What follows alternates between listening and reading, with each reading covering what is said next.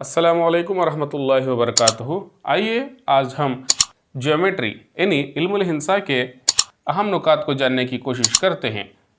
आम तौर पर तुलबा इसमें कंफ्यूज होते हैं। पहला है इहाता और दूसरा है रकबा। इहाता यानी जिसे अंग्रेज़ी में पेरीमीटर कहा जाता है और इसे पी से ज़ाहिर किया जाता है, और दूसरा है रकबा। रकबा यानी एरिया जिसे ए से ज़ाहिर किया जाता है। इस बात को हमें अच्छी तरीके से जानना है। इहाता को अंग्रेज़ी में पेरीमीटर कहा जाता है जिसे पी से ताबीर किया जाता है, और रकबा को एरिया कहा जाता है और जिसे ए से ज़ाहिर करते हैं। यहाँ पर हमें दोनों के फ़र्क को वाज़ह तौर पर जानना है। सबसे पहले हम देखते हैं इहाता।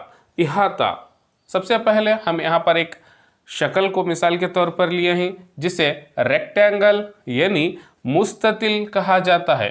फ़र्ज़ कीजिए यहाँ पर ए बी इस मुस्ततिल की लंबाई कहलाती है जिसे लेंथ कहा जाता है। फिर यहाँ पर बी सी जो है वो चौड़ाई कहलाती है या ब्रेड्थ कहलाता है, इसे विड्थ भी कहते हैं। यहाँ पर हमें मालूम है मुस्ततिल के मुकाबिल के अज़ला ये और ये दोनों मसावी होते हैं। यहाँ पर यल लिए हैं तो यहाँ पर भी यल होता है, और यहाँ पर बी है तो यहाँ पर भी बी होता है। फ़र्ज़ कीजिए अगर यल की कीमत 4 सेंटीमीटर है तो यहाँ पर यल भी 4 होता है। यहाँ पर अगर बी 3 है तो यहाँ पर भी 3 होता है। इस तरीके से हम इसकी खुसूसियत को भी जानना ज़रूरी है। आइए अब हम इहाता की तरफ बढ़ते हैं। इहाता किसे कहते हैं? किसी बंद शक्ल की हुदूद की लंबाई को, किसी बंद शक्ल की हुदूद की लंबाई को उस शक्ल का इहाता कहते हैं। आइए मैं और एक मरतबा दोहराता हूँ। किसी बंद शक्ल की यानी क्लोज्ड फिगर। अब आप देख सकते हैं यहाँ पर मुस्ततिल एक क्लोज्ड फिगर है, एक बंद शक्ल है। इनके हुदूद की लंबाई, यहाँ पर हुदूद जो हैं A B, B C, C D और डी ए हुदूद कहलाते हैं। इनकी लंबाइयों को इहाता कहा जाता है। आइए फ़र्ज़ करते हैं, अब देखते हैं मुस्ततिल का इहाता क्या है। इसके लिए हम ज़ाबिता देखते हैं। मुस्ततिल का इहाता जिसे पी से ज़ाहिर करते हैं यानी पेरीमीटर, यहाँ पर A B plus B C plus C D plus D A. अब आप देख सकते हैं A B, B C, C D और डी ए ये हुदूद कहलाते हैं यानी बाउंड्रीज कहलाते हैं। अब यहाँ पर ए बी क्या है? यल है, और बी सी क्या है? बी है, और सी डी क्या है? यल है, और डी ए बी है। तो अब आप इसे देख सकते हैं यल जमा यल जो होता है 2L प्लस 2B। यहाँ पर 2 मुश्तरक होने की वजह से 2 को कॉमन निकालते हैं तो हमें हासिल हुआ 2 कौस L जमा B। इसे इकाइयाँ कहते हैं यानी यूनिट्स कहा जाता है। अगर सेंटीमीटर में देंगे तो इहाता सेंटीमीटर में आएगा, अगर मीटर में देंगे तो मीटर में आएगा। अब आइए अब हम देखते हैं। यहाँ पर मैंने एक मिसाल भी ली थी। वो सबसे पहले वो मिसाल थी यल की कीमत यहाँ पर यानी मुस्ततिल की लंबाई 4 थी और चौड़ाई 3 थी। इस ज़ाब्ते का इस्तेमाल करते हुए हम कैसे मुस्ततिल का इहाता मालूम करते हैं। यहाँ पर ए बी सी डी एक मुस्ततिल है। अब यहाँ पर हम ए बी सी डी का इहाता यानी perimeter of a rectangle A B C D को कैसे मालूम करते हैं। हमारे पास ज़ाब्ता है 2 कौस यल जमा बी। क्या होता है? 2 कौस यल यहाँ पर यानी लंबाई 4 है, जमा चौड़ाई क्या है? 3 है।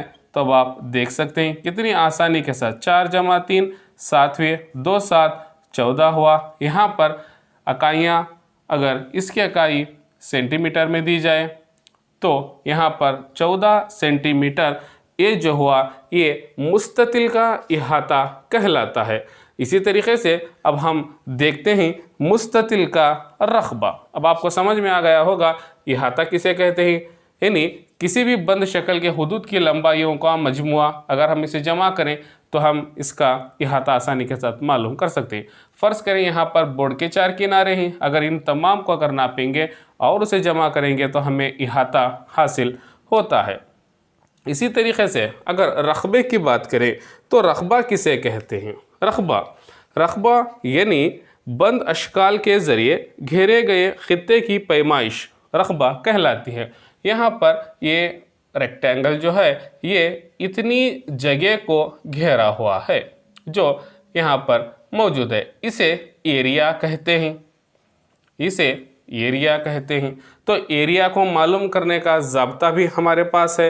एरिया यानी, अब आप दोनों को वाज़ह तौर पर जानें, ये जो है बाउंड्रीज़ का मजमुआ यानी हुदूद का मजमुआ जो है इहाता कहलाता है। और जो जगह शक्ल से घेरी हुई है, चाहे मस्तवी शक्ल ही क्यों ना हो, कुछ जगह को घेरती है, ये एरिया कहलाता है, ये हिस्सा एरिया कहलाता है। तो अब हम देखते हैं कि मुस्ततिल का रकबा मालूम करने का ज़ाब्ता क्या है। मुस्ततिल का रकबा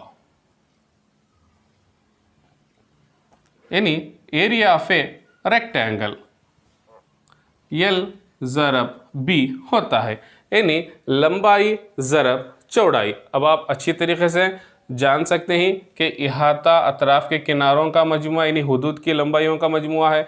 यहाँ पर एरिया जो मस्तवी शक्ल जगह को घेरी हुई है उसे एरिया कहा जाता है। यहाँ पर मुस्ततिल का रकबा देखते हैं तो लंबाई 4 सेंटीमीटर है तो चौड़ाई 3 सेंटीमीटर है। अब आप देख सकते हैं 3 चौक 12 हुआ या 4 3 12 हुआ और इसकी इकाई मुरब्बा सेंटीमीटर हुई, इसे इहाता कहते हैं।